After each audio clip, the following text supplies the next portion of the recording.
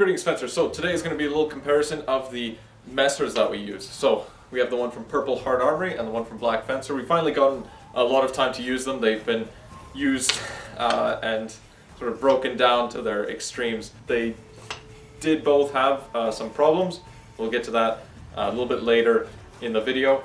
But first we'll go through their blades, handles, and the cross and nagel. So starting with the blades, the Black Fencer one is really nice. I like the profile. I like that it's reasonably weighty. It is a good chunk weightier than the Purpleheart one. So you know, if you're a smaller person, you might find this one a little bit slower to move. It definitely is a little bit more strain on the wrist and forearm. Point of balance is about 3 inches. So a good balance point. That's pretty average, and it's about 1 centimeter longer, maybe half an inch. They're pretty much identical lengths, but this one is quite thicker, quite heavier, and what you'll notice immediately is this one always wins in the bind, every time. When both of these cut, if it's identical force, this one wins. You have to be significantly stronger with the Purpleheart one in order to commandeer this blade in the bind. It will win significantly more. One thing that's also nice with the blade is that it's wide enough that I can push on the blade in order to switch to thumb on the blade positions, which is nice, and that the fuller is where my thumb sits very nicely. I don't know if that was purposeful, but it fits in there quite perfectly. The Black Fencer does bend a little bit, so it's not like a truck thrusting. The Purpleheart one maybe bends a little bit more.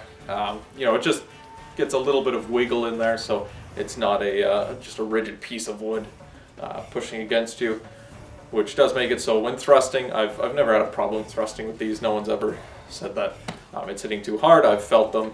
You know, we're not practicing rapier where we're doing deep lunges at the person. It's always controlled thrusts that still feel fine with a rigid blade, and it makes it so that winding and the bind with them do feel nicer. You know, they're not flopping around. The Purpleheart one, as you can see, is significantly thinner. It's a lot lighter, a lot easier to move. The point of balance is maybe just pulled back a touch, maybe 2.5 inches, but reasonably the same. But it is still going to feel a good chunk lighter overall, and noticeably different. It feels like you're hitting a wall when you're cutting at this towards the Black Fencer one. You have to have significant structural advantage in order to take the center line. You're often having to cut across the center line with your strong in order to take the center line and get your point on line against the Black Fencer. Also, annoyance with, and it has got me a couple times, with the blade being so thin, as I've tried to push on the blade and my thumb sticks out. And if I'm trying to do a shield howl like that, my thumb just takes the hit. So a little bit annoying having that thinner blade on. It's a little bit harder to quickly switch to that thumb on the blade position. I'm sort of forced to have to do it a little bit slower. Now the handle, this is where we'll get a little bit more intricate stuff. We see with the Black Fencer how it starts out quite thin and ends a little bit wider, and it is an oval shaped. It is nice and rounded, and this leads to no issues switching to the thumb on the blade. Whether I'm using gloves or not, I can always switch my hand and easily do it. And so that is really nice. My pointer finger can wrap tightly around the bottom as well when cutting. With conings, I can still generally get the thumb on the blade, although it isn't super easy.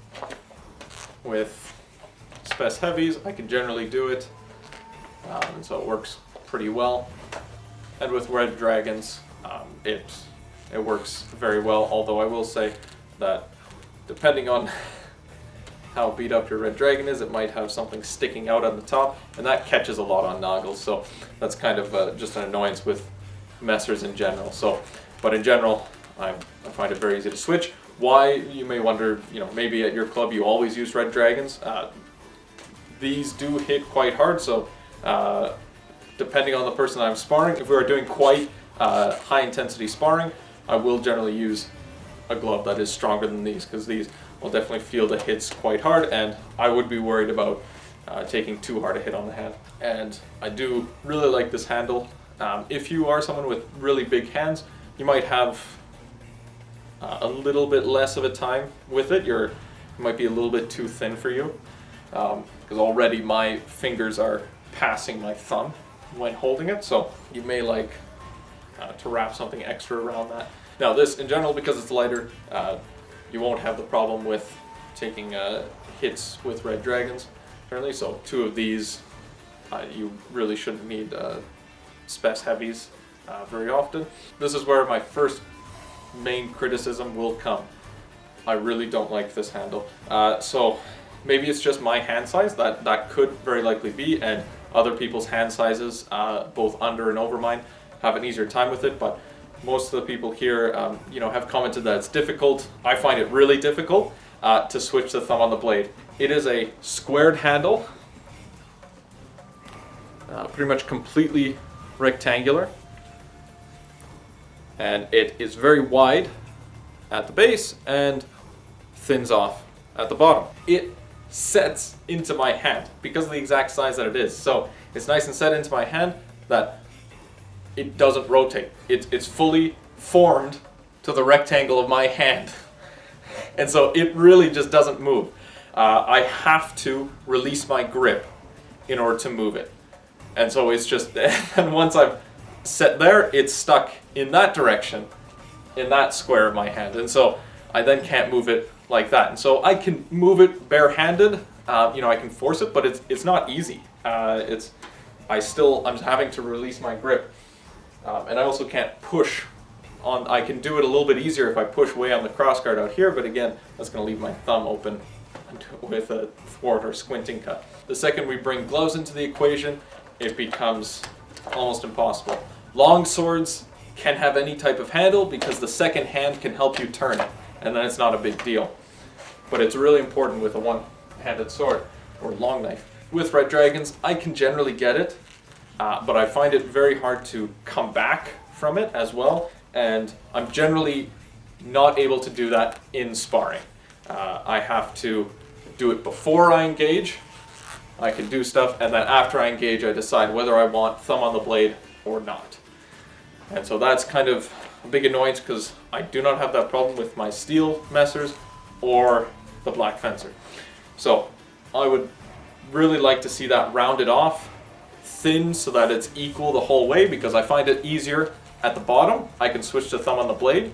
I can easily, or more easily do it because it's not so wide that it has just set into my hand. So a little bit of annoyance with that. Now getting into the cross and hand protection, so I'm sure that they have ones that worked better, but as you can see, it is bent, and it's not only bent on this cross, it's bent on this cross, and it's slightly bent down on the noggle that direction. So they do get bent. Now it is longer, and so when something hits right at the very edge, it's more likely just from leverage force that it can bend in easier, and that's sort of the pro and con of having a longer cross. That is sort of, you know, a slight annoyance that it's bent in a little bit, but it's not that bad, nothing that I would care about that much. But what we did have the problem was the pins were constantly coming out. Constantly, just so they were always, as we were sparring, they're coming halfway out, and then we'd hammer them back in. Eventually one flew out, we never found it, and we had to take them all out, or take the other one out, which was easier said than done. And it actually broke halfway in it so that it was loose on one side, and so we struggled to get all of the pieces out, and then bought new pins from a supply store and made new ones. These I think they have popped out a little bit, and so I'll probably be trying to figure out a way just to get them to stay on permanently, but that was definitely an annoyance, that they were consistently coming out. So the quality control didn't quite catch that, but I'm sure that that's not going to be a problem with every messer that you get, but I'm going to share it because it was sort of a big deal. Then we get to the Purpleheart Armoury one. Now, I will say, I've seen pictures of the new ones from Purpleheart Armoury. This was one of the first hilts that he made like this. They are updated to be significantly thicker. So they are a good chunk thicker now, and so a lot of my criticism with this is likely fixed as well, so you won't have to worry about that. But I'm going to share sort of the problem that was with a too thin crossguard. So First time sparring with it against a synthetic arming sword, I remember the back bent in a little bit, and since we've been doing a ton of Messer, we've now had the front bend in significantly, the noggles bent in, pretty much every spot that can bend is bent. So that's a real problem. Both pins as well are broken. The whole thing is loose. It's sort of still locked in there, but you can see where one of the pins has actually pushed up and broken some of the steel. So lots of just issues with that hilt. These pins, you know, they were too thin. We'll have to somehow take them out, which again is somewhat a hard task because we can't get to both sides easily. And then put new pins in. It's definitely an annoyance, as well as because the cross is so much smaller compared to the black fencer one. It actually, you get a lot more hand hits with this one that probably wouldn't have been hand hits. So if I hold a Spec Heavy, you can see that there's so much of the Spec Heavy that's being shown outside of the actual cross guard, and so you'll get a lot of hits where your hand is actually completely covered by the hilt. So something that, you know, is just, you can be aware of that it is significantly smaller. With Red Dragons, the hilt just reaches the fingers, so it just covers it. So yeah, overall, you know, I definitely prefer the black fencer, mainly over that handle. I would really need to see that handle changed for me specifically, for the Purpleheart Armoury one, for me to really recommend it. But you know, if you're wanting to get into Messer and you want to, you know, one of the nicer synthetic trainers, if you're a smaller person, you may like the Purpleheart Armoury one a little bit better. It might be a little bit easier training for you. If you're, you know, a full-grown male, the black fencer would probably be the one that you'd enjoy the most. Purpleheart Armoury does have a basic synthetic line, so there won't be any steel parts on it, but they have a couple Messers and Dusaks and stuff in there, and so if you're wanting a synthetic training Messer, you can actually go through that, and you know, they're only like 30 to 50 bucks for a full plastic Messer that would probably not break ever on you. So thanks for watching, keep studying, keep practicing. Like it, it's nice and wide, nice and thick, and there's a bumblebee in here. You want to kill the bees. See if you can figure out how to get out. Oh, hey, he did it!